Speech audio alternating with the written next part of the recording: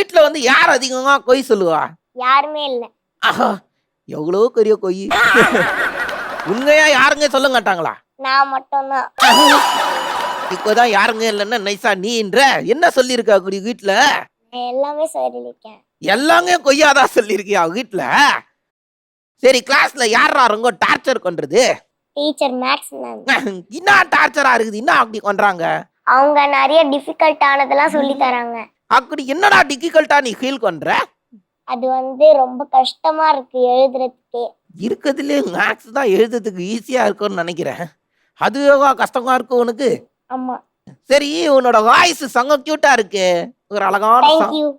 சும்மா சொன்னேன். ஏய் இல்லடா இன்னும் நல்லதா இருக்கு. ஒரு அழகான சாங் ஒன்னு எடுத்து விடு.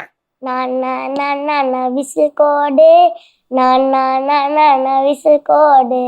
நான் விசில் கோடு. என் நம்பி என் நண்பா விசில் அடி என்னோடு.